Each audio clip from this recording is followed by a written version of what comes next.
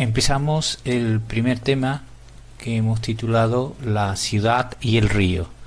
No se puede entender la historia de la ciudad de Sevilla sin el río Guadalquivir y sin los arroyos que a él desembocan, sobre todo a la altura de la ciudad de Sevilla. Este es el índice de lo que vamos a tratar en este tema. Por un lado, pero vamos a empezar hablando de la orografía, donde se encuentra la ciudad, la evolución histórica del río, la evolución del poblamiento, el brazo histórico, inundaciones, los distintos sistemas de defensa que se han desarrollado a lo largo de la historia, las cortas, y terminaremos con el abastecimiento y saneamiento del agua. Aquí tenemos un primer mapa de Borja Barrera, que es posiblemente la persona que más ha estudiado la geohistoria del Guadalquivir, de Sevilla y de la zona baja del Guadalquivir, en el que vemos los principales componentes de la orografía que rodea la ciudad de Sevilla. Está aquí pintada en negro, marcada la actual ciudad de Sevilla. Aquí en este ángulo tendríamos lo que era el antiguo casco histórico o el núcleo original de Sevilla. Y entonces lo primero que vemos es que aquí a la izquierda, al oeste, tenemos las colinas del Aljarafe, que están entre unos 50 metros de altura al sur y unos 200 metros de altura al norte, de componente terciario, y por lo tanto tiene ya varios millones de años esta estructura o esta elevación del terreno. Hacia el este, que aquí no lo vemos, se encontrarían los Alcores. Los Alcores son una cadena de colinas que se encuentran por encima de los 200 metros de altura. Empezaría al norte por Carmona, al sur Alcalá de Guadaira y entre medio Mairena del Alcor y el Viso del Alcor. Se encuentran a unos 200 metros de altitud, y de ellas salen una serie de arroyos que van hacia drenar hacia lo que llamamos la depresión del Guadalquivir. Entre la depresión del Guadalquivir y estas altitudes que llamamos los Alcores se encuentran esta zona marrón, que son las distintas terrazas que ha ido formando el río por su lado más oriental a lo largo de las glaciaciones. Las distintas terrazas, que las hay a distintas alturas, T1, T2 y T3, tres tipos de terraza. La T3 es la más baja, esto que vemos aquí forma parte de la T3, esta península, este cacho de aquí. No llega a unos 15 metros, 10 metros más o menos de altura aproximadamente con respecto al nivel del mar. La T2 ya está por encima de 20, lo veremos después. Y entre las terrazas y el Aljarafe tenemos lo que llamamos la llanura aluvial. La llanura aluvial estaría formada por un lado por el canal del río, los distintos canales históricos, esta parte en azul, y algunos canales en celeste que se corresponden con canales antiguos ya desecados, este meandro, por ejemplo, que formó en su día el Ribera de Huelva, que es este arroyo que acomete el río por el oeste, o este otro que es el famoso brazo histórico del Guadalquivir. Esto que estamos aquí viendo sería el Guadaira actualmente. Aquí tenemos otro meandro cortado. A partir de Puebla del Río y hacia el sur tenemos lo que se forma, lo que llamamos las marismas del Guadalquivir, que no es ni más ni menos que la sedimentación que ha realizado el río durante millones de años sobre el antiguo lago Ligustinus o lago Tartésico, que se ha terminado sedimentando, formando estas marismas hacia la desembocadura del río en Sanlúcar de Barrameda. Esto es lo que llamamos la marisma y por último la depresión del Guadalquivir, que sería todo esto.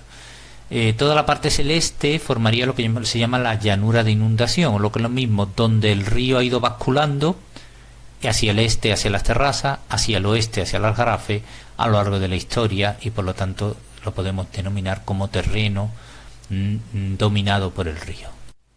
Por lo tanto, esta sería la depresión del Guadalquivir, que en Alcolea es más estrecha, es 1 kilómetro de ancho. En Alcalá del Río ya llega a aumentar a 4 kilómetros de ancho, ya por Sevilla llega a unos 7 y cuando llega a prueba del río, como ya hemos comentado, aquí se abre la sedimentación que ha generado las marismas del Guadalquivir. Hay que entender que el Guadalquivir, pues como todos los ríos, arranca material en el curso alto, lo transporta en el medio y lo sedimenta en el bajo, y Sevilla, aunque se encuentre a 80 o 90 kilómetros en línea recta de la desembocadura en Sanlúcar de Barrameda, pero está ya claramente en su curso bajo, y además a muy baja altura.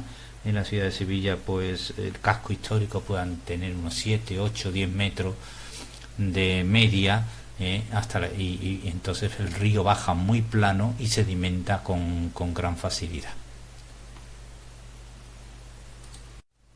Bien, aquí vamos a ver otro gráfico en el que ya podemos visualizar de una forma más clara las distintas terrazas. Volvemos a ver a la izquierda, hacia occidente, el Aljarafe, la llanura aluvial, que es toda esta zona color celeste, el trazado del río actual, realmente de la dársena, ¿no? Pero bueno, el trazado del río hasta principios del siglo XX.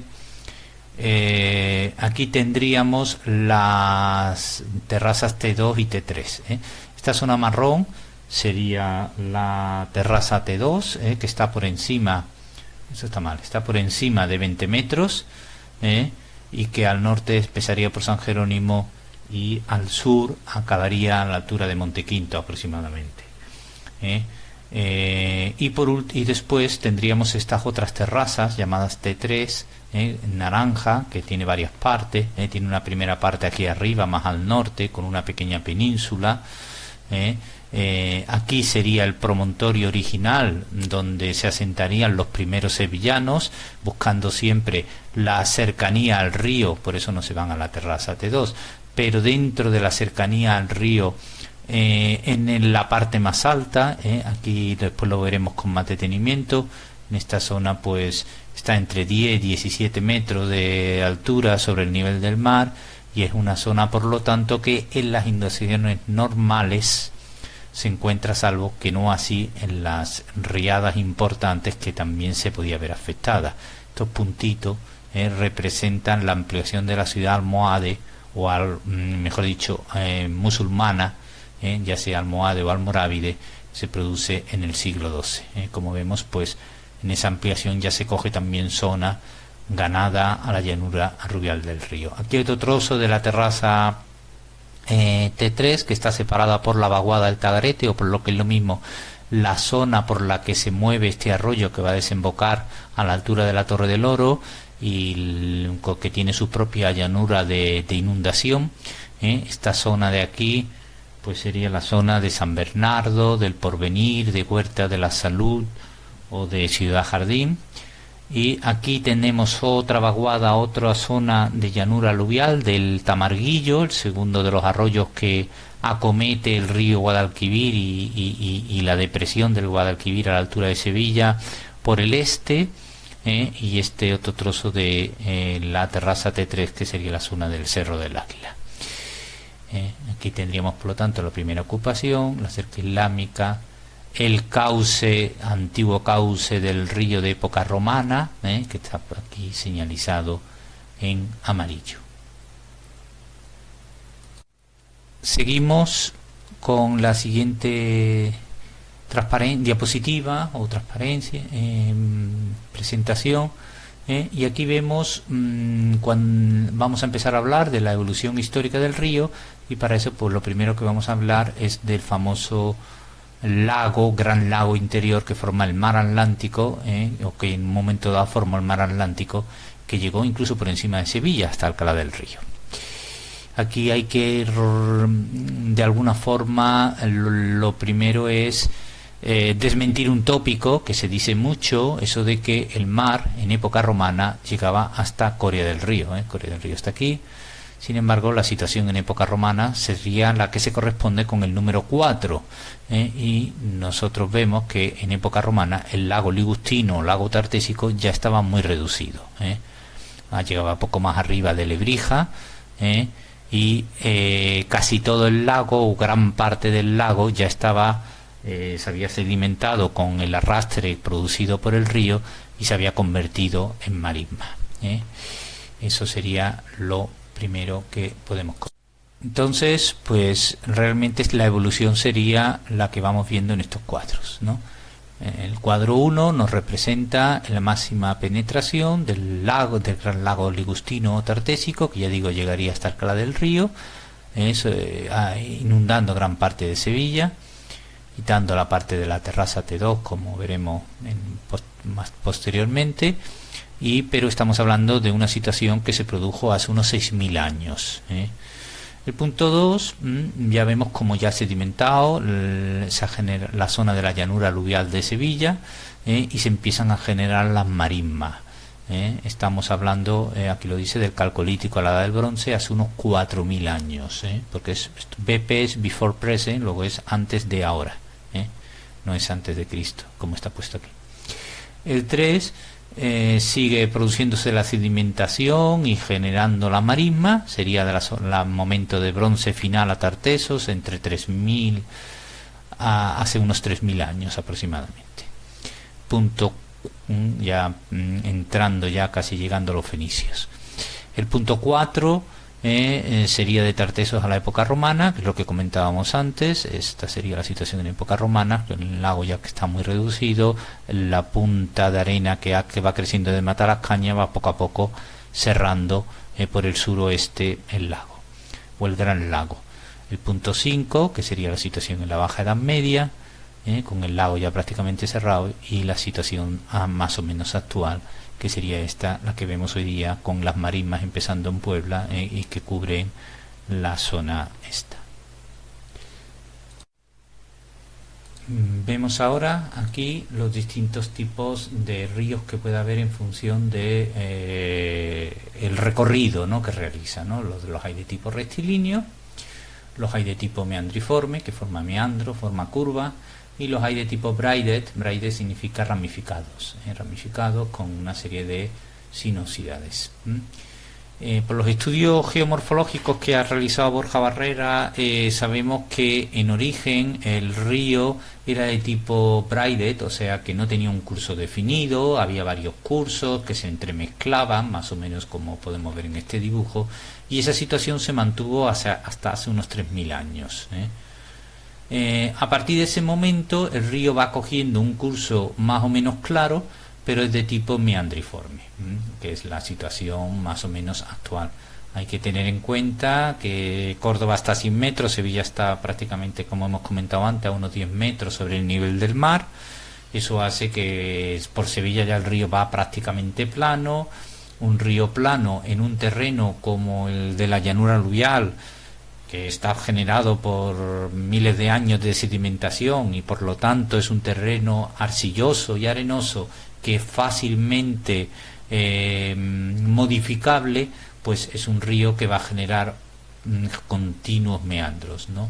Y de hecho el Guadalquivir llegó a tener incluso más meandros de los que tiene hoy día. Lo que pasa es que algunos de los meandros llegaron de forma natural a estrangularse, o sea que llegó un momento en que, pues, si había un meandro de este tipo, pues que en alguna riada se cortó por aquí de forma natural, aparte de las distintas cortas que después veremos que ha realizado el hombre. Aquí vemos otro gráfico sobre una planimetría de Google, donde vemos la parte peninsular, o este trozo como de península de la terraza T3 que hemos comentado antes, que se encuentra por encima de los 10 metros sobre el nivel del mar en la parte más sur, y que sería donde se produciría el primer asentamiento de la ciudad de Sevilla, en esta zona rosa, marcada en rosa, pues porque aquí, pues por encima de entre los 10 y los 17 metros sobre el nivel del mar, es la zona más alta del casco histórico, ¿no? Concretamente la calle Aire tiene 17 metros de nivel del mar, sobre el nivel del mar, en la parte central, ¿no? Porque es una calle que sube y después baja, en la calle más alta del casco histórico. Aquí a la derecha tenemos el área de influencia del Tagarete, que hemos comentado antes, que después veremos, que entra por el Parque Miraflores, calle Arroyo, va derivando por aquí, cae San Fernando hasta que llega a desembocar a la altura de la Torre del Oro. que también en un momento dado, aunque era un arroyo con un fuerte estiaje, o lo que es lo mismo, que había épocas del año en que prácticamente bajaba seco, pero cuando llovía mucho podía desbordar con cierta facilidad. Y aquí al oeste pues teníamos la zona de la llanura aluvial del Guadalquivir, que en aquella época tenía este curso que estamos viendo aquí, que es lo que se llama normalmente como brazo histórico del río. Entraría por el norte, por la Barqueta, pasaría por la Alameda de Hércules, entre Trajano y Amor de Dios, Sierpe, Avenida, Catedral, y derivaría por aquí hacia la Torre del Oro. El brazo actual, llamado Meandro de Sevilla, en aquella época no existía. Solo existía este brazo histórico, según los últimos estudios realizados sobre geografía histórica de la ciudad. A la parte derecha de este brazo histórico estaría la llanura aluvial por donde se movió el río y donde batió antes de época imperial romana, antes del cambio de era, y después y hacia la izquierda, hacia la zona occidental, por donde va a batir el río, donde se va a mover en época ya a partir del siglo II o siglo III, que va a empezar a desplazarse hacia el oeste. Hay que tener en cuenta que en el momento que los hombres deciden bajar y hacer un asentamiento en el llano, en lo que es la llanura aluvial, la lógica imperante es que esté lo más cercano posible al río, como es en este caso, que está muy cerca del río, porque se trata de bajan posiblemente pues porque se monta un puerto para controlar el comercio que llegaba al río y que salía de él, de esta zona, pero al mismo tiempo un sitio que estando cercano al río esté lo más elevado posible. Este sería el sitio, por lo tanto, que cumpliría la doble función. Está muy cerca del río, o del río antiguo, no del actual, y además se encuentra en la zona más alta de la terraza esta fluvial. A lo mejor por aquí hubieras conseguido alturas mayores, pero con más distancia de cara a transportar las mercancías. Aquí, por lo tanto, pues estamos poniendo la zona republicana cuando el río bate hacia el este, a partir del siglo I realmente sería posterior, siglo III, siglo por ahí, que empieza a batir hacia el oeste, y la zona del Alto Imperio, en la que Sevilla tuvo una importancia tremenda, el puerto, el río se mantuvo estable en este curso, y eso pues permitió desarrollar todo un puerto prácticamente desde arriba a la altura del Hospital de las Cinco Llagas hasta abajo hacia la zona de la Puerta Jerez, donde se han excavado instalaciones portuarias, de lo que sería la importancia que adquirió el puerto de Sevilla en época del romana alto imperial, ¿no?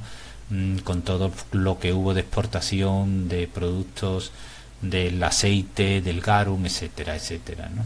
A partir del siglo IV al XII, como hemos comentado, se desplaza al oeste, y a partir del siglo XII ya se produce la ampliación de la muralla por parte musulmana, y eso obviamente va a afectar en cualquier caso al movimiento natural del río.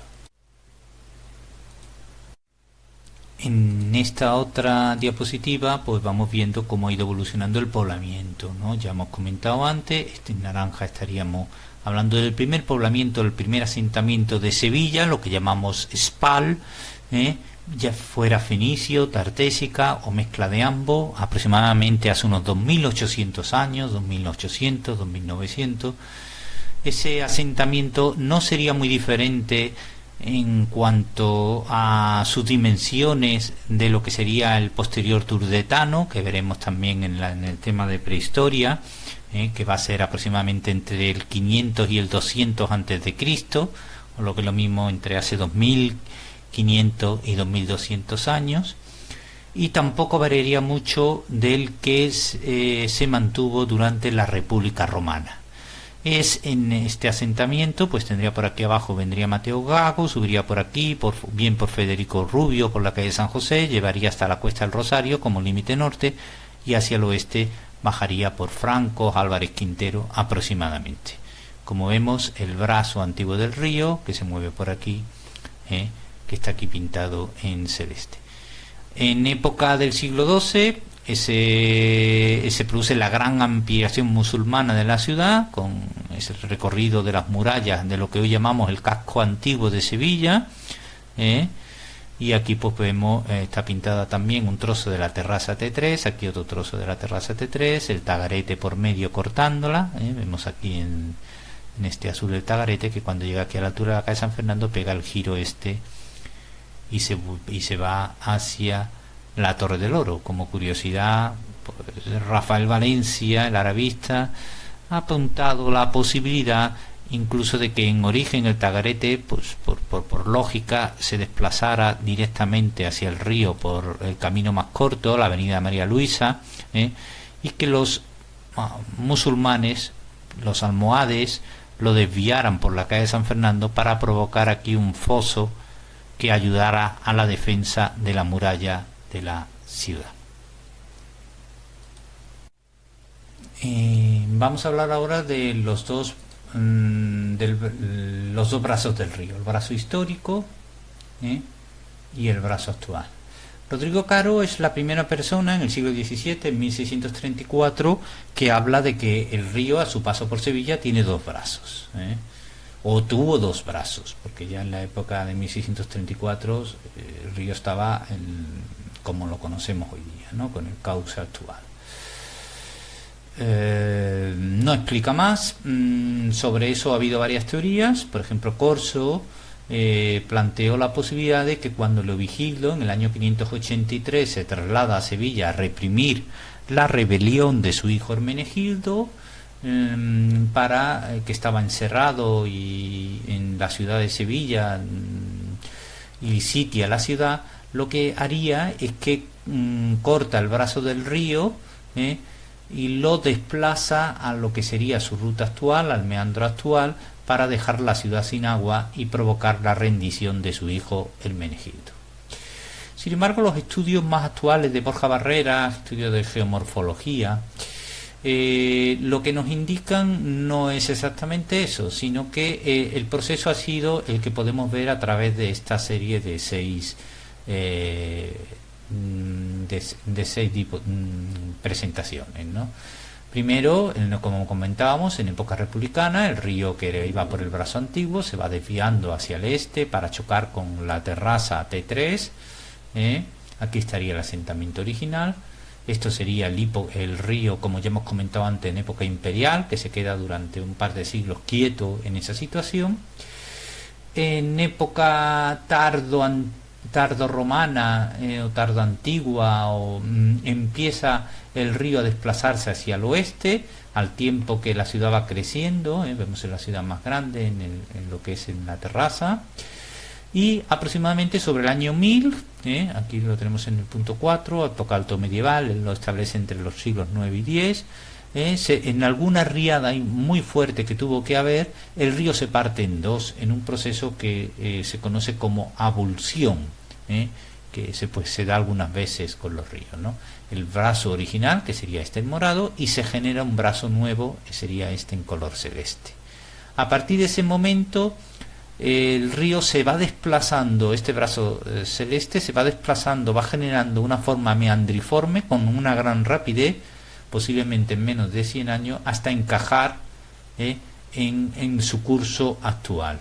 Mientras que el brazo antiguo, que quedaría así en este punteado que vemos aquí, va secándose, y ese secado va a generar dos grandes lagunas. Al norte la laguna de la Alameda, que sería esta, y al sur la laguna de la Pajería, que estaría por la zona de la plaza de Molviedro. Esta sería ya la muralla en amarillo de la ciudad musulmana a partir del siglo XII. Esto explicaría una circunstancia que se ve en la arqueología muy claramente, ¿no? Y es que toda esta zona, lo que sería la zona de los barrios de San Vicente y San Lorenzo al norte, el Arenal al sur, toda esta zona, pues no se han encontrado restos arqueológicos de época romana, porque si los hubo, si alguna vez los romanos llegaron a asentar también, a producir algún tipo de estructura al oeste del brazo original del río, eso tuvo que ser barrido por el desplazamiento del río hacia el oeste. Ya digo que esta es la teoría de Borja Barrera y es la última teoría que ha intentado explicar pues el tema de los dos brazos del río, con lo cual la coexistencia entre los dos brazos como tales pues sería de poco tiempo. Este brazo, el original, explicaría por ejemplo el ancla y los restos de un barco que aparecieron en la Plaza Nueva durante las obras del primer metro que no se llegó a realizar. Seguimos con esta transparencia donde vemos nuevamente el casco histórico, en amarillo las murallas de la ampliación musulmana del siglo XII, este es el recinto del Alcázar, y en azul vemos el curso del arroyo Tagarete, ¿no? Que vendría por la calle Arroyo, entra en la ciudad por el Parque Miraflores, viene por la calle Arroyo, Juan Antonio Cabestany, aquí se va desviando ya hacia el centro por Bartolomé de Medina, la antigua Capitán Vigueras, cuando llega aquí pega el giro, calle San Fernando hasta la Torre del Oro, con la posibilidad que hemos comentado antes que ha propuesto Rafael Valencia. Bien, este sería el río con la situación actual. Esto nos va a permitir, esta transparencia nos va a ilustrar un poco para empezar a hablar un poco de las inundaciones, el gran problema que ha generado el río a lo largo de la historia de la ciudad. Lo primero es un poco hablar de un tópico, esto de que en Sevilla llueve poco, tópico que no se corresponde con la realidad. Si vemos las estadísticas del Instituto Nacional de Meteorología, los últimos 40 años en Sevilla caen aproximadamente unos 500 litros de agua al año. 500 litros al agua para una ciudad de interior. Hay muchas ciudades en la meseta española que no llegan a esas cantidades. Madrid, por ejemplo, no llega a los 500 litros de agua al año de media. Siempre puede haber años más lluviosos y años de menos. Lo que pasa que aquí las lluvias se concentran en los periodos de primavera y otoño. En invierno no suele llover mucho y en verano nada. Lo siguiente es el caudal del Guadalquivir. El caudal normal del Guadalquivir pues anda sobre unos 185 metros cúbicos por segundo. Aproximadamente a partir de 3.000 metros cúbicos por segundo se empiezan a producir o se empezaban a producir inundaciones parciales. Una vez cada 10 años de media se producía un caudal de 5.000 metros cúbicos por segundo. Esto era simplemente, pasaban una serie de días con lluvias fuertes, el río bajaba con mucha agua. Es cuando el río llevaba esta cantidad de agua, se producían lo que se conocían como avenidas, en las que a partir de 7 metros para abajo de la ciudad podría quedar afectado por inundaciones. Todo lo que estuviera por encima de 7 metros se quedaba a resguardo, pero lo que estaba por debajo de 7 metros se quedaba afectado. Y aproximadamente unas 3 veces por siglo el río llegaba a alcanzar un caudal de 9.000 metros cúbicos por segundo, que compara con los 185 que lleva normalmente, pues como vemos es un crecimiento brutal. Cuando eso ocurría, el río llegaba a inundar por encima de los 10 metros sobre el nivel del mar, y entonces pues gran parte del casco histórico se inundaba. La última vez que ocurrió esto fue en 1872 y no ha vuelto a ocurrir posteriormente, no porque el río no haya llevado ese caudal de agua, sino por las distintas actuaciones humanas, ¿no? De hecho, la última vez que el río llevó un caudal importante, en 1963, llegó a casi 6.000 metros cúbicos por segundo. Hay que decir que las inundaciones no solo se producen porque el río lleve mucha agua, porque haya venido varios días de lluvias intensas, sino que los arroyos también contribuyen a las inundaciones, y contribuyen de dos formas. Lo primero, que cuando llevan mucha agua tienden a desbordarse. Además, cuando llevan mucha agua intentan desaguar sobre el propio río, que a su vez lleva mucha agua y no pueden, y eso les ayuda a desbordarse con más facilidad. Eso le ocurre al Tagarete, o le ocurría al Tagarete, le ocurría al Tamarguillo y le ocurría al Guadaira, que son los 3 arroyos que acometen al Guadalquivir por el este. Por el oeste tenemos el Ribera de Huelva, que entraba o desaguaba en el río al norte de Sevilla y por lo tanto aportaba todavía más agua al caudal que ya de por sí llevaba el río. Hay una segunda funcionalidad por la cual provocan más inundaciones: el Tamarguillo, que desemboca en el Puesto de los Monos, el Guadaira, que desemboca a la altura del campo, o desembocaba, porque ya no desembocan ninguno en esos sitios, a la altura del campo del Betis. Al aportar mucha agua, hacían que en el curso más bajo del río se acumulara una cantidad enorme de agua. La cantidad del caudal fuerte que bajaba por aquí se encontraba atascado al no poder seguir por la cantidad de agua que estaban aportando los arroyos, y entonces el río se desbordaba con más facilidad. Otra cuestión importante a tener en cuenta son las mareas. Las mareas, que han ayudado siempre mucho en la navegación del río, se procuraba subir y bajar siempre de acuerdo con las mareas para conseguir mayor profundidad del río. También generan problemas en caso de inundaciones, ¿no? El río es llamado muchas veces en el puerto de Sevilla como ría en femenino, y ría es un curso de agua que se ve afectado por las mareas. Entonces parece mentira que que Sevilla, estando a 80 kilómetros en línea recta, que son más en el río porque el río va dando meandros, pueden ser cerca de 100 kilómetros.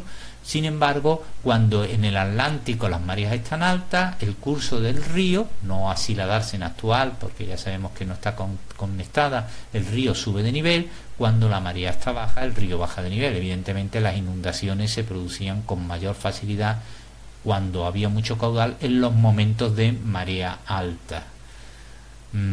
Esta marea alta llega hasta Alcalá del Río. Ya a partir de Alcalá del Río ya no se nota las mareas del Atlántico, porque se encuentra en la presa de Alcalá cortándolo.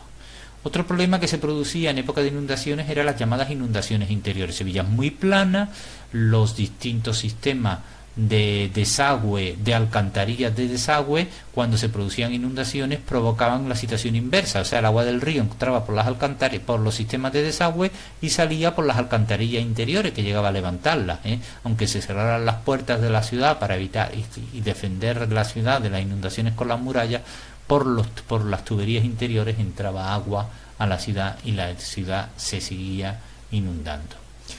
Por último, un efecto de todo este problema de las inundaciones muy importante, no solo era la propia destrucción que las inundaciones causaban, de ruinas de casas, fundamentalmente personas que morían ahogadas, sino también el problema de las epidemias.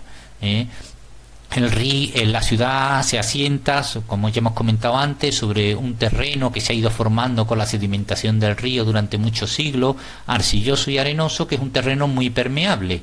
Al ser muy permeable, es fácil que las distintas bolsas de agua subterráneas se intercomuniquen.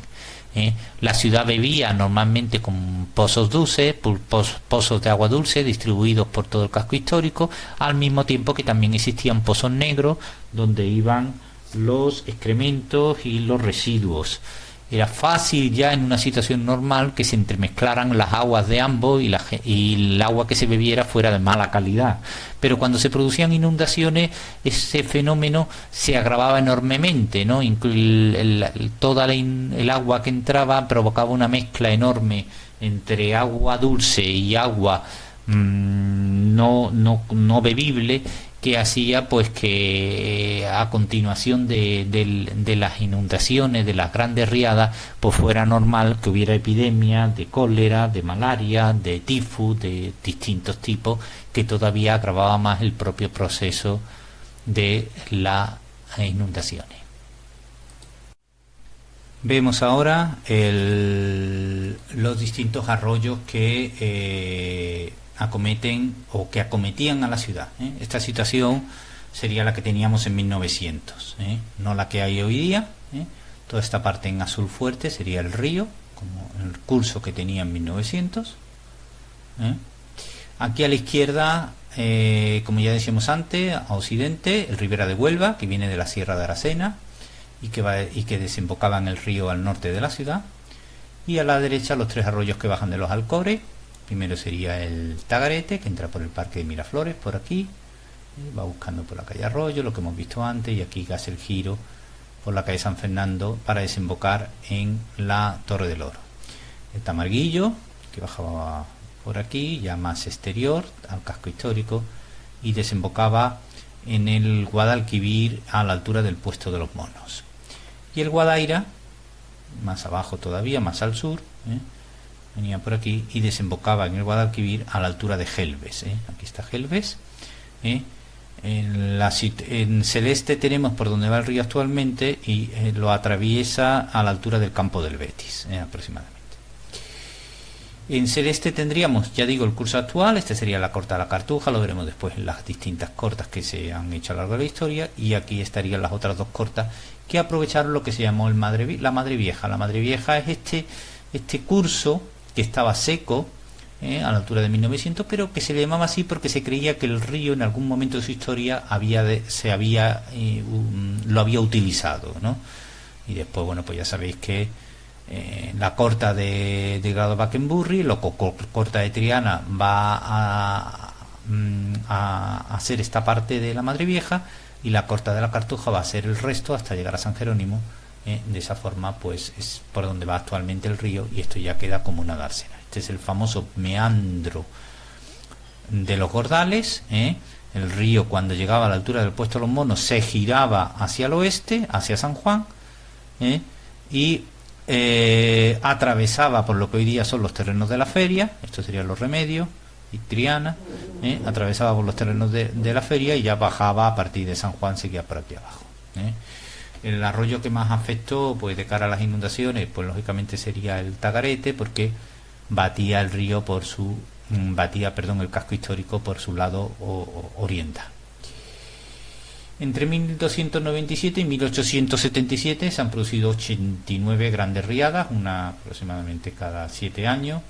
La mayor que se conoce es la de 1168, la sufrieron los almohades cuando ya la ciudad estaba amurallada, con la muralla que hemos comentado varias veces, y se calcula que llegó a inundar hasta 11-12 metros sobre el nivel del mar. Fue de tan envergadura que el río rompió toda la parte occidental de la muralla almohade. No es que entrara por inundación interior ni por puertas, sino que es que se llevó por delante la muralla y los almohades tuvieron que otra vez levantarla. Aquí otra, en 1626 se produjo una inundación importante, que por ejemplo el castillo de San Jorge quedó muy dañado, el castillo de la Inquisición, tuvieron que trasladar la Inquisición a la zona de Sevilla. En la calle Bustos Tavera, 2/3 de la ciudad quedó inundada, 8.000 casas afectadas, 3.000 en ruinas. Aquí vemos otras inundaciones que han llegado también a los 11 metros de altura. Y aquí tenemos distintas que han afectado a Triana especialmente. Y la última gorda, que fue la de 1961, que no fue una inundación provocada por el río, sino por el Tamarguillo. En aquella época ya el Tagarete ya no iba por aquí, sino que estaba desviado aquí, atravesando hacia el Tamarguillo, y el Tamarguillo seguía bajando, y se estaba haciendo por aquí, por la ronda del Tamarguillo, y se estaba haciendo ya un desvío del Tamarguillo hacia el Guadaira. Entonces fue cuando se produjo la inundación. Además, y afectó sobre todo a gran parte de la zona este de la ciudad. El Guadaira, como vemos aquí, también se ha desviado hoy día por este nuevo cauce, para no desembocar en el río y no aportar más agua en caso de grandes inundaciones. Bien, vamos a empezar a hablar de los sistemas de defensa, ¿no? Bueno, en principio, el primer sistema de defensa que debió de tener el río, aparte de asentarse en las zonas más altas siempre que se podía, pues tuvo que ser la muralla que pudo haber. No sabemos todavía si en época republicana, en época romana imperial. Tenemos constancias escritas de la muralla, de la que conocemos escasamente sobre su trazado. Y después esa muralla se debió de heredar de alguna forma en época visigoda y en la primera época musulmana, hasta el siglo XII, cuando se hace la ampliación de la muralla que hemos visto hoy día, ¿no? La muralla servía de barrera ante las inundaciones que se intentaban producir hacia el interior del río. Aparte, sobre la muralla musulmana, pues sí que se hizo un refuerzo en época cristiana, en la zona de la Barqueta. Aquí el río viene, hace un giro, viene del meandro San Jerónimo, hace un giro y entonces batía con fuerza sobre esta zona, que es la zona de la Barqueta. Aquí sería por aquí el puente de la Barqueta. Y entonces, al batir fuertemente, pues se decidió, ya en época cristiana, en 1383, reforzar esto fuertemente ante las acometidas del río.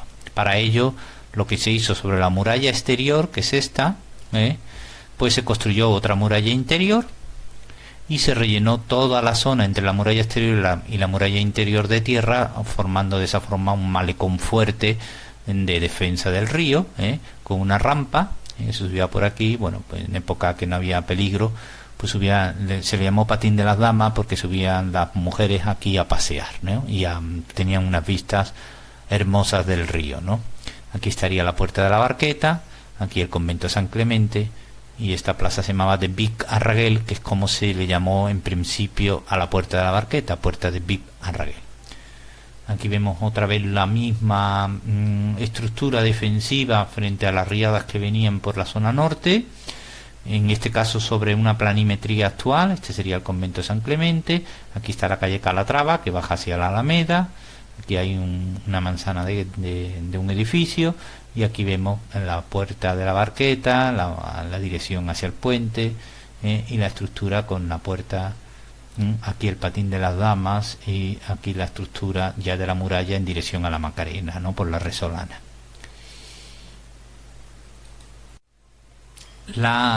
Siguiente sistema de defensa, bueno, el río, cuando pasa por Sevilla, pues lógicamente, pues desde época romana al menos, y por supuesto anteriormente seguro que también, pues ahí hay unos puertos, ¿no? Posiblemente con unos muelles.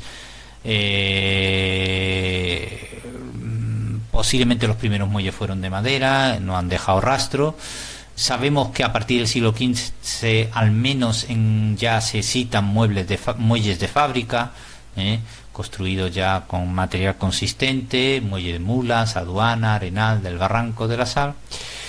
Pero independientemente de la altura que pudieran tener esos muelles, que no sería muy alta, la primera acometida importante en lo que es el sistema de defensa en la propia ciudad de Sevilla fue elevar las dos riberas del río, la ribera de Sevilla y la ribera de Triana, en lo que es el tramo entre el puente de Triana y la Torre del Oro.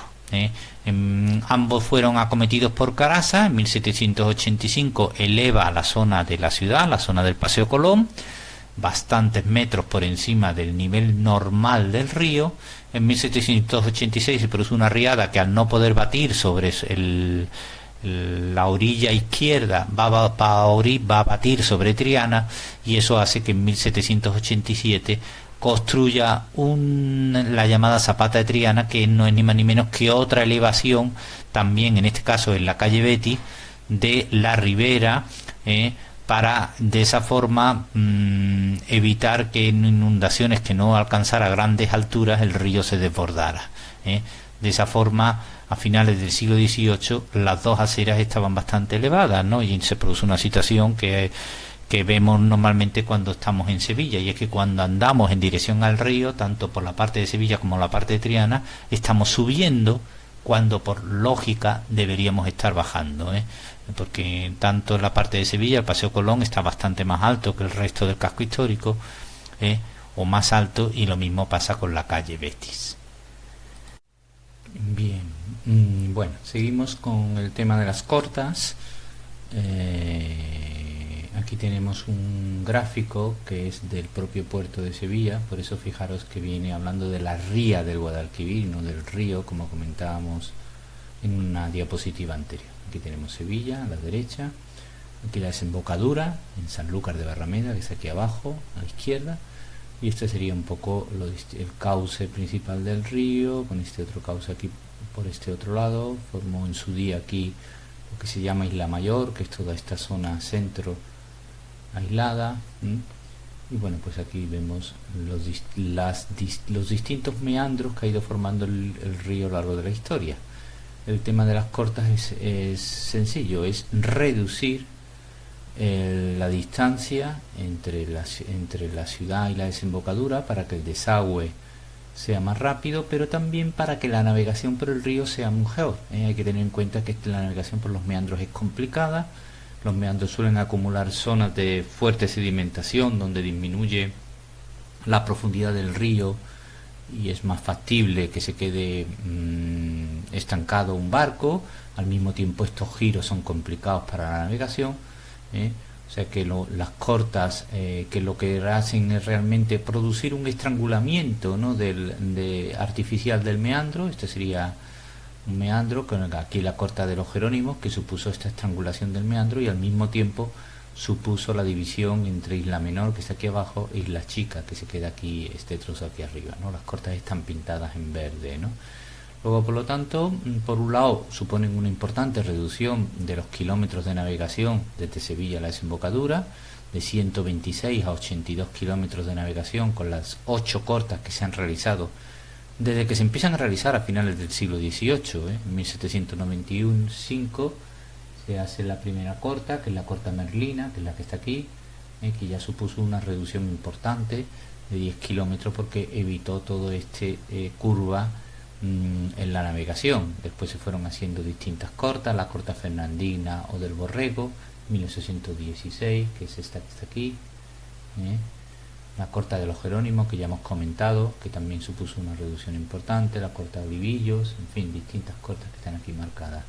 Y aquí vemos pues en la zona de Sevilla las cortas que al final serán las que terminen resolviendo el problema de la inundación en la ciudad. Aquí tenemos el meandro, el meandro de San Jerónimo, el de Sevilla, y aquí tenemos pues el meandro de Sevilla está aquí, y estas serán las distintas cortas de la Cartuja, la corta de Triana y la corta de la Cartuja, que serán las 3 cortas que se realicen en el 20 y que resuelvan los problemas de Sevilla. Como digo, reduce la distancia, evitan esos fondos por esa acumulación de sedimentación de sedimentos que se producen de forma natural en los meandros, provoca un desagüe mayor. Cuando llueve mucho y el río lleva mucho caudal, desaloja más fácilmente hacia el mar, aumenta la visibilidad en la navegación y ayuda en las mareas que siguen siendo todavía hoy día muy importantes para la navegación por el río. En esta otra diapositiva pues vemos más cerca el gráfico anterior y podemos ver perfectamente la corta de los Jerónimos, la de Olivillos que corta este trozo, la Fernandina, la corta de la Isleta. Aquí arriba van poniendo los años de las distintas cortas, la corta Merlina, que como hemos comentado antes resuelve la de la Punta del Verde, y ya las 3 que afectaron directamente a la ciudad, que son Alfonso XIII, la de Triana y la de la Cartuja, que las veremos ahora con más detalle. Bueno, ya desde el siglo XIX se van planteando por distintos arquitectos e ingenieros distintas actuaciones de cara a resolver el problema de las riadas en la propia ciudad y acometer las obras necesarias para resolverlo, ¿no? Aquí tenemos el Plan Corosa de 1859, que plantea no solo realizar algunas cortas en la ciudad, sino hacer dragados en el río para aumentar su calado y de esa forma mejorar la navegación por un lado y por otro lado ayudar a que el río desagüe un caudal de agua mayor en caso de riadas o en caso de lluvias fuertes. Pastor y Londero en 1862-68 desarrolla, es de los pocos proyectos de los que hay aquí que se realiza, un muelle entre la Puente Triana y la Torre del Oro, un muelle a 3 niveles, el nivel inferior a 3,5 metros sobre el nivel del mar, que sería por donde íbamos caminando, dando paseos, un nivel intermedio a 7 metros y un nivel superior a 8,5 metros, que sería ya el nivel del Paseo de Colón. Proyecto Talavera, de Juan Talavera, el padre del arquitecto regionalista, del 81, del 82 el de Higgins, que el de Talavera no se realiza, el de Higgins en inglés tampoco, el de Cárcer y Ochoa del 95 tampoco se realiza y fue una pena porque ya presentó una serie de ideas que después se van a realizar más tarde, como es el desvío de los arroyos, Tagarete y Tamarguillo, o las cortas de Triana. Proyectos San Larrumbe, que tampoco se realiza, son proyectos que por el coste económico y la dificultad de asumirla en ese momento por parte del ayuntamiento de la ciudad y el no y que el Estado no está dispuesto o no se dispone a gastar el dinero para ello. Eso nos lleva a que la situación en 1900 sea la que vemos en este gráfico. Aquí tenemos el río en su cauce principal, el meandro de los Jerónimos, el meandro de Sevilla, y a continuación, a la altura del puesto de los monos, aquí teníamos el Tagarete desembocando en la Torre del Oro, y a la altura del puesto de los monos, el Tamarguillo. No sé si lo he comentado, el Tagarete se le llama Miraflores antes de entrar en la ciudad, y Tagarete y una vez dentro. Aquí tenemos el Tamarguillo, donde desemboca el Ranilla, y a su vez el Tamarguillo desembocaba en el puesto de los monos, donde el río pegaba un giro, lo que llamábamos el meandro de los Gordales, se venía por los terrenos de la feria hasta San Juan. San Juan, Gelbes y seguía. Y el Guadaira, que desembocaba a la altura de San Juan. Perdón, de Gelbes. Esta era la situación a la altura de 1900. El primer plan importante para la ciudad es el Plan Molini, de Luis Molini, director de las obras del puerto. Es un ingeniero de caminos que depende del Estado, del Cuerpo de Ingenieros del Estado, y plantea un plan que al final es aprobado por el Estado y pagado por él, ¿no? Que se acaba en el 26, él no lo verá terminar porque él morirá en 1923. Y el plan de Molini es que, bueno, pues si el río está haciendo aquí el meandro de Sevilla y aquí hace el meandro de los Jordales, aquí está todavía los Remedios vacío, ¿no? Realmente lo único que está es el convento de los Remedios, esto sería Triana. El meandro de los Jordales va pasando por los terrenos de la feria y se va hasta San Juan. San Juan sigue Gelbes y llega hacia abajo, pues él plantea una corta, que es esta corta de aquí, que desde la zona del Copero, por el llamado Canal de Alfonso XIII o corta de la de Tablada, llegue a conectar por aquí. Esta será la obra que realizará Molini, que todavía se mantiene actualmente. Su idea es doble. Por un lado, ayudar a la ciudad en el desagüe del río. Si el río va recto, desaguará más rápido que si tiene que hacer esta curva. Y por otro lado, y esto es lo más importante de su plan, es el desarrollar un puerto nuevo, ¿no? El puerto de Sevilla estaba entre el puente Triana, la Torre del Oro, y bueno, pues los almacenes del puerto eran los primeros afectados por las riadas. Cualquier riada, por pequeña que fuera, lo primero que inundaba era el puerto, inundaba los almacenes, las mercancías se perdían, ¿no? Y eso, pues él plantea trasladar el puerto a este nuevo canal que él está realizando, con una altura en las aceras de gran altura, para evitar que vuelvan a inundarse, y eso hará que el nuevo puerto de Sevilla se realice aquí, que lo va a realizar él. Claro, esto lleva a una consecuencia. Él no corta el brazo de los Jordales, no lo corta, entre otras cosas, porque en la zona esta de San Juan, pues había una serie de muelles mineros que recibían por unas conexiones ferroviarias los minerales que se explotaban en las minas de Cala y las minas del norte. Entonces estos muelles mineros hay que mantenerlos. Hay que tener en cuenta que dentro del tráfico del puerto hay un porcentaje muy importante, es todo el tema de la minería, mina de hierro, sobre todo mina de cobre, y entonces él no plantea el cierre del brazo de los Jordales, que se va a mantener.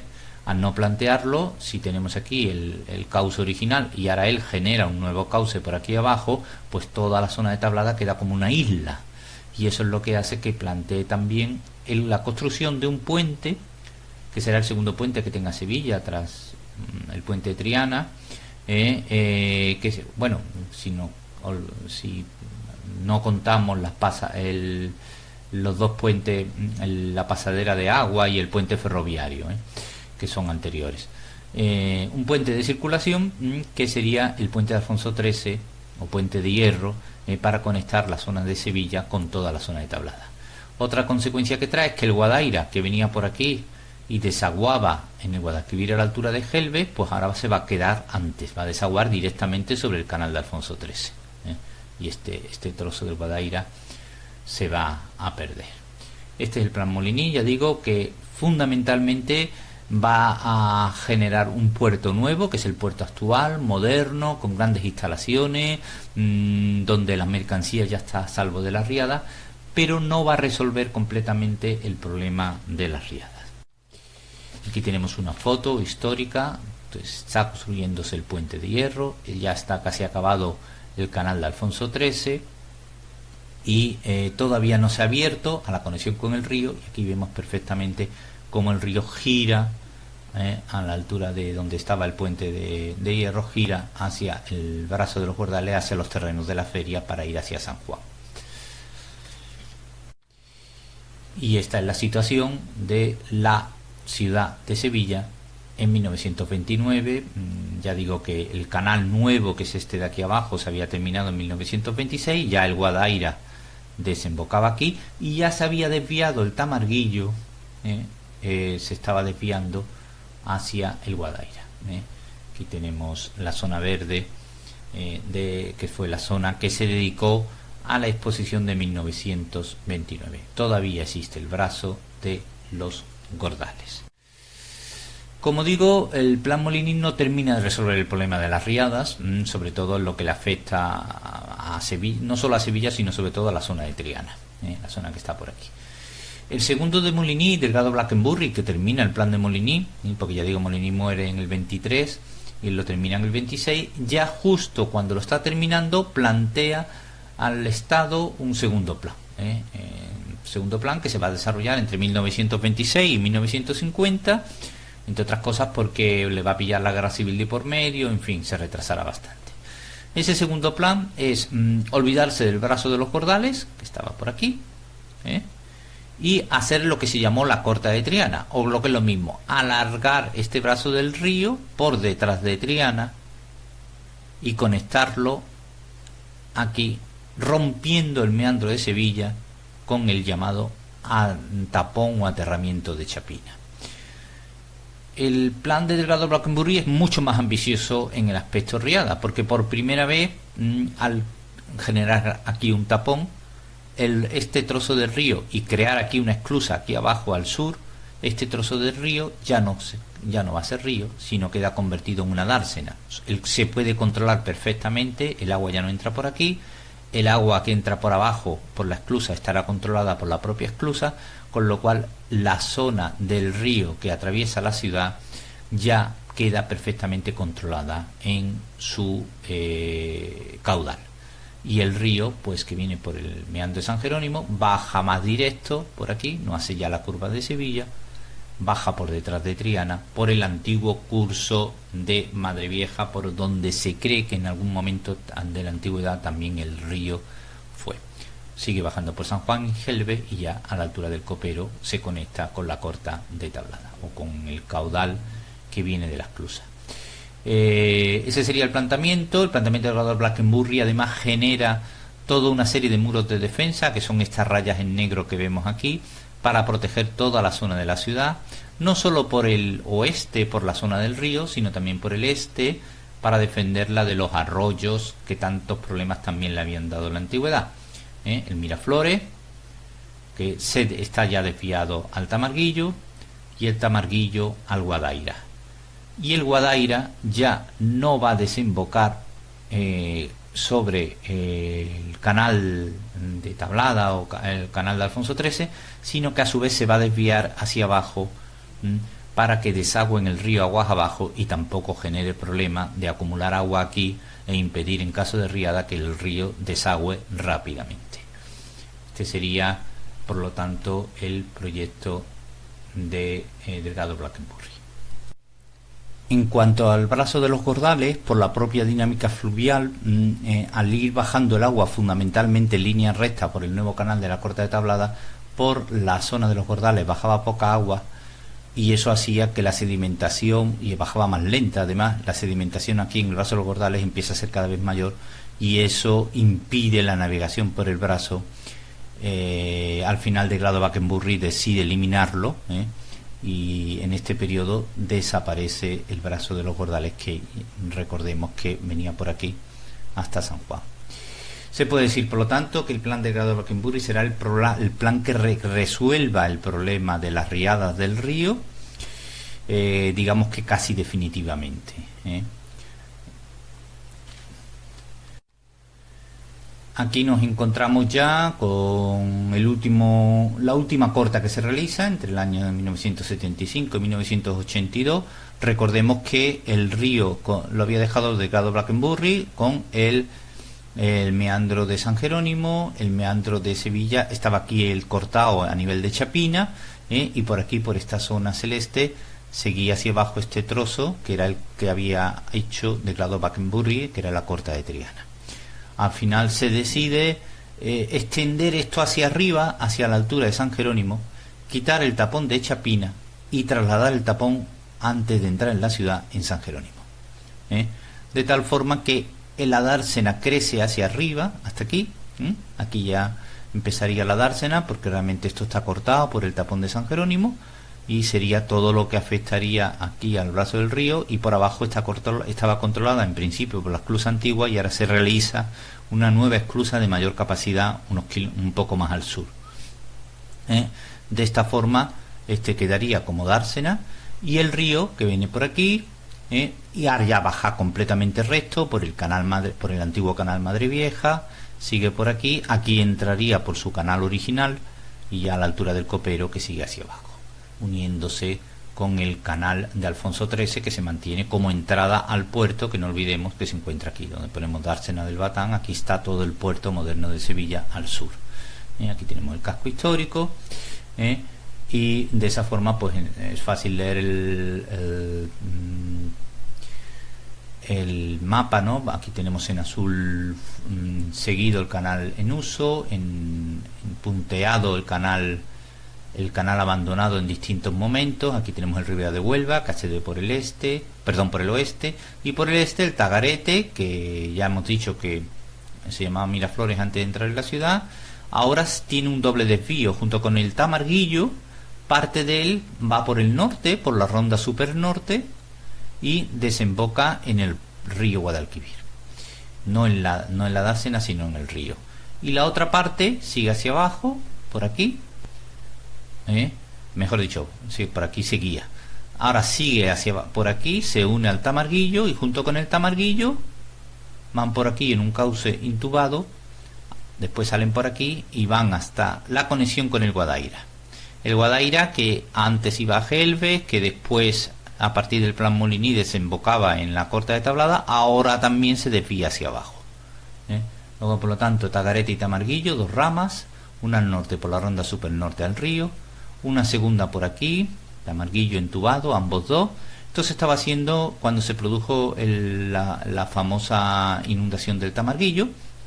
Se estaba realizando esta tunelación para llevar aquí entubado ambos dos. Y aquí junto con el Guadaira desembocarán abajo, mucho más abajo de Sevilla. Se suprime el meandro de San Jerónimo, ¿no? Que eso también pues quita un trazado al río, y después los muros de defensa, los distintos muros de defensa que se encuentran tanto al oeste como hacia el este. En la orilla izquierda del Tamarguillo, en Patrocinio, a la derecha San Juan, en fin, en las características que aquí podemos comentar.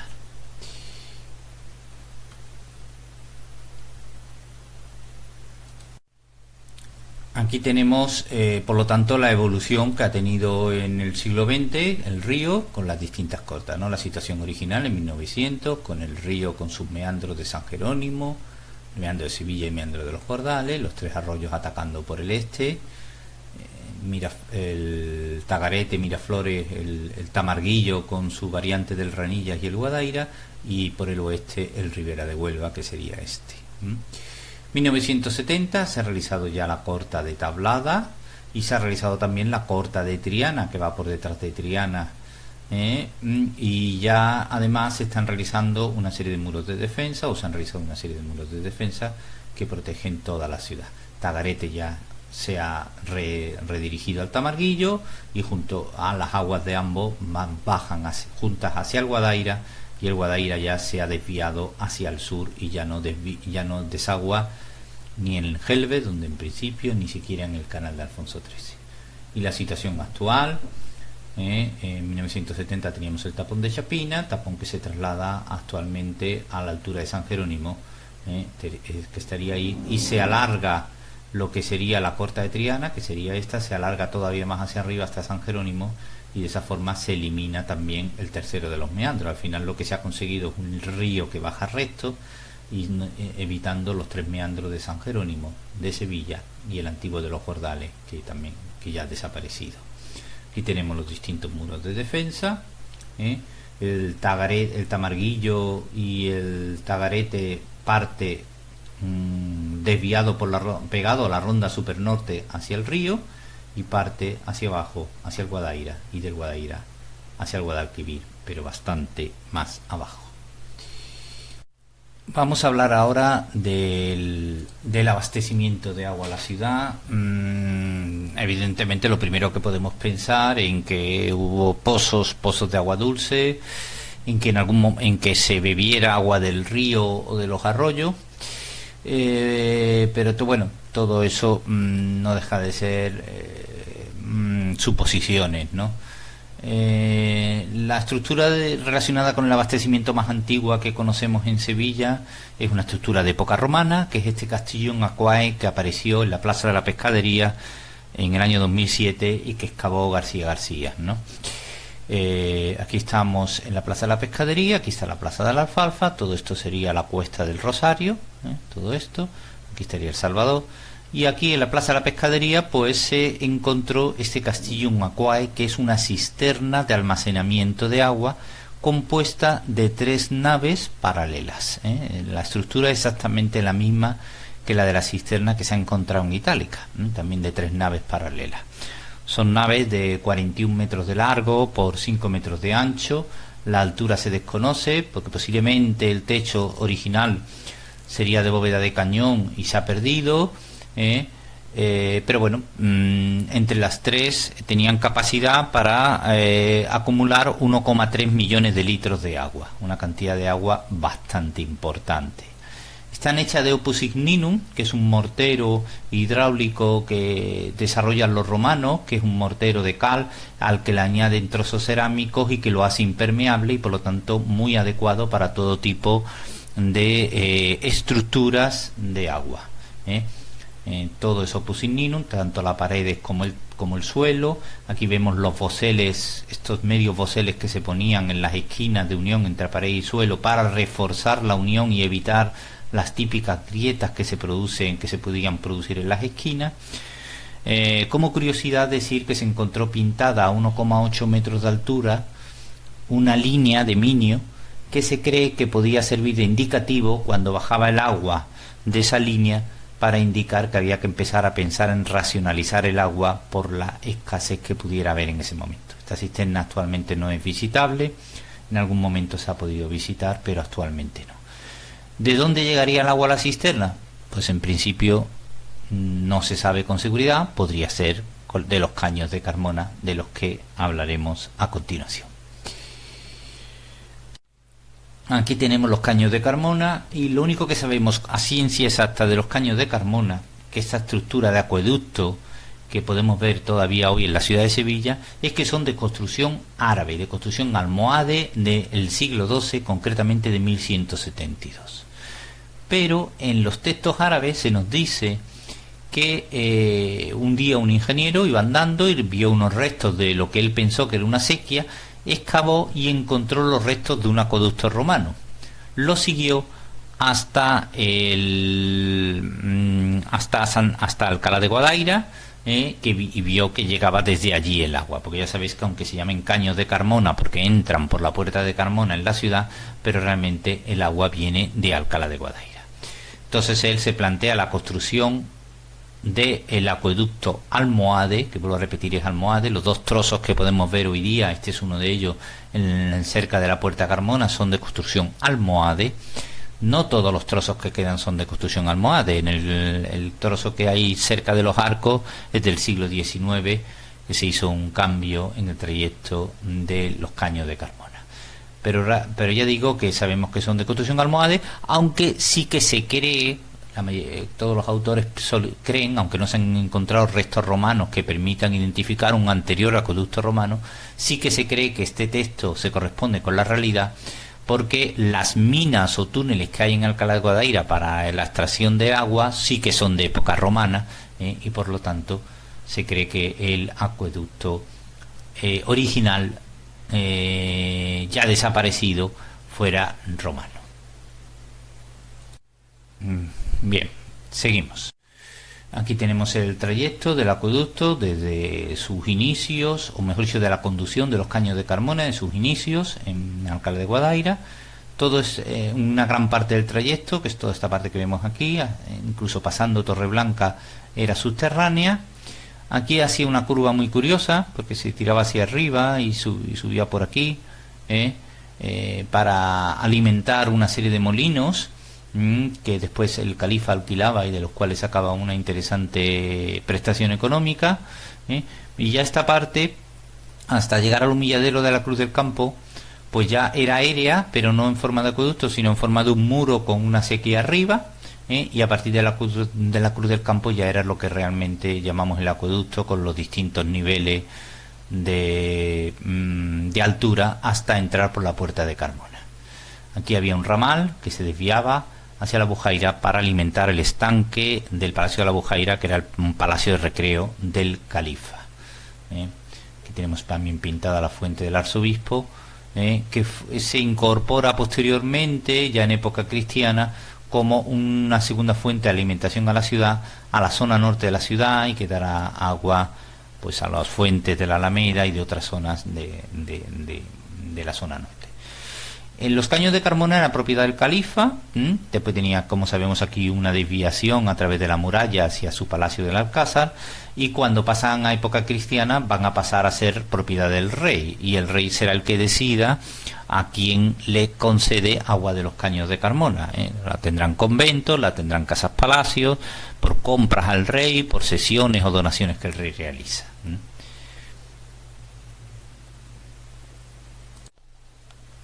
Hay que decir que esto no impedía el que fuera los caños del rey, el que hubiera mucha pérdida del agua de forma fraudulenta, ¿no? Era muy normal el realizar agujeros en los caños para obtener tomas ilegales, y después existía el problema de que una vez que salía el agua a la superficie, era muy normal también que por toda esta zona pues los ganaderos llevaran a su ganado a beber agua a los caños, lo cual contaminaba bastante el agua de los caños de Carmona, ¿no? Por un lado, la cantidad de agua que llegaba a la ciudad no era suficiente por las pérdidas que se producían en el camino. Por otro lado, la calidad del agua también era bastante mejorable. Pasamos a la siguiente diapositiva y seguimos hablando de la historia del abastecimiento, ¿no? Ya hemos comentado antes que en 1574 se pone en servicio la fuente del arzobispo, que traía un agua de mejor calidad que la de Sevilla, pero que la de los caños de Carmona, aunque en menor cantidad, y de esa forma pues se pudo realizar abastecimiento a la zona norte de la ciudad. De tal manera, seguimos hablando de una situación en que tanto los caños de Carmona como la fuente del arzobispo llevaban agua solo a edificios muy concretos, normalmente conventos, casas palacios, el Alcázar, etcétera, y a una serie de fuentes públicas donde las recogían los aguadores para venderla a los sevillanos, ¿no? O llevarlas a las casas. Muchas casas seguían funcionando con pozos de agua dulce, que tenían el problema que ya hemos comentado anteriormente, de que ese agua en muchos casos pues generaba problemas al mezclarse con aguas fecales o de otros tipos por el tipo de suelo que hay en Sevilla. Eso hace que en 1881 el alemán Hauser, que hace un informe de la situación sanitaria en Sevilla, pues hable que uno de los grandes problemas que tiene la ciudad es la pésima agua que se bebe en Sevilla, o los problemas grandes de abastecimiento, junto con los problemas de saneamiento, los problemas de hacinamiento, etcétera, etcétera, ¿no? Y eso determina que junto con las riadas que se producen continuamente, Sevilla tenga una de las mortalidades más grandes del mundo en aquel momento. A finales del siglo XIX la mortalidad de Sevilla era solo comparable a la de Calcuta en la India. Por supuesto, no solo era muy superior a las mortalidades que podía haber en ciudades europeas como París o Londres, sino que era superior también con diferencia a la que podía haber en ciudades españolas como Madrid. El problema grande. 1883, a partir de este informe de Hauser, el ayuntamiento pues decide sacar a subasta una nueva red de abastecimiento que mejore la calidad del agua que beben los sevillanos. Esa subasta la gana un inglés, Higgins, que plantea un proyecto para traer agua de Alcalá de Guadaira, pero no por los caños de Carmona, sino por conducciones nuevas, subterráneas, para que no se contamine, a través de captaciones que realiza allí también. Él plantea en su proyecto, para crear de Sevilla Water, y por eso se le llamó el agua de los ingleses, una red de abastecimiento de 155 kilómetros, no solo lo que es la acometida hacia la ciudad, sino la distribución en la ciudad por las distintas casas, ¿no? Y con un compromiso de llevar 100 litros por persona y día de agua de buena calidad. Se le da una concesión por 99 años. Lo que pasa que desde el principio el agua de los ingleses no consiguió gestionar la calidad y la cantidad de agua que había prometido. Eso es lo que hace que en 1899, por ejemplo, solamente la mitad de las casas de Sevilla tengan abastecimiento de agua a través de las conducciones del agua de los ingleses, aunque ya había supuesto una mejora importante y fue la primera red importante de abastecimiento de agua en el interior de la ciudad. Aún así, en 1920 no habían conseguido traer más de 65 litros de agua a cada persona en Sevilla. O sea, el problema principal fue que no se conseguía la suficiente cantidad de agua en buena calidad. Eso les llevó incluso en un momento dado, en 1902, a hacerse cargo de los caños de Carmona y a mezclar el agua de los caños de Carmona con la que traían ellos por sus propias conducciones para conseguir caudales mayores de abastecimiento a la ciudad. Incluso hicieron tomas en el río, no para beber, sino para riego, en un intento de conseguir más agua. Este agua de los ingleses pues al final terminó siendo rescatada por el ayuntamiento en 1957, en lo que antes de que se cumplieran los 99 años de concesión, y formando la empresa municipal que abastece agua hoy en día a Sevilla, que como sabemos todos es Emasesa. Realmente el agua no empieza a resolverse hasta que se empiezan a hacer las estaciones de depuración. La primera es la de la Algaba, que se hace entre 1912 y 1926 y que va a depurar el agua que viene del Ribera de Huelva, que a su vez vendrá de la Sierra de Aracena, y la segunda, la gran estación de depuración del Carambolo, que se hace entre los años 60, ¿no? Y después las presas, las distintas presas que abastecen Sevilla. La primera que se realiza, la de la Algaba, en el año 37, la Minilla está terminada en el 46, en los años 70 Aracena, Jergal, posteriormente Sufre, y la última, la de Melonares, en el 2010, ¿no? Han ido incorporándose distintas presas que han permitido aumentar enormemente la cantidad de agua en buenas condiciones a través de las estaciones de depuración, y eso ha hecho que hoy día pues podamos los sevillanos beber un agua de calidad. Seguimos entonces y acabamos ya con la red de saneamiento, ¿no? La red de saneamiento también ha sido un déficit muy importante de la ciudad de Sevilla durante toda su historia. Ya los romanos hicieron algunas alcantarillas o usillos de desagüe, pero la ciudad tiene la problemática adicional de que es muy plana, con lo cual el desagüe que se hacía al río, a través de una serie de canales desde el casco histórico, se desaguaban al río, pues era en general bastante problemático, sobre todo pues cuando el río llevaba mucho caudal. Las aguas estancas, por lo tanto los usillos, los pozos negros que como ya hemos comentado anteriormente, fueron durante gran parte de la historia de la ciudad el sistema normal de desagüe, donde se echaban los excrementos, los residuos, y después pues terminaban muchas veces mezclándose con el agua de los pozos que se bebía. la gente ya desde época árabe ya se recomienda no bañarse en el río, porque claro, era el sitio donde o mejor dicho, no beber agua del río, porque era el sitio donde se desaguaba todo. Pero claro, eso no impedía que la gente se bañara en el río, con los problemas sanitarios que eso conllevaba. También el ayuntamiento a finales del siglo XIX saca a concurso una red de saneamiento para resolver el problema. En 1899 se forma una compañía sevillana de saneamiento y urbanización que se municipaliza en 1920. Eso ha ido generando a lo largo del siglo XX una importante red de saneamiento que hoy día ha resuelto los problemas que se producían anteriormente, ¿no? Actualmente hay 4 estaciones de depuración de agua, una en el norte, en San Jerónimo, una al oeste, la de Tablada, al este, la de la Ranilla, y la más importante de todas, la del sur, la del Copero. La más importante porque gran parte del agua es primero la que tiene capacidad mayor, 500.000 habitantes, para depurar el agua de 500.000 habitantes, y en la que se está concentrando hoy día la mayor parte de la depuración de las aguas de Sevilla, ¿no? De hecho, se está planteando el cierre de la de San Jerónimo.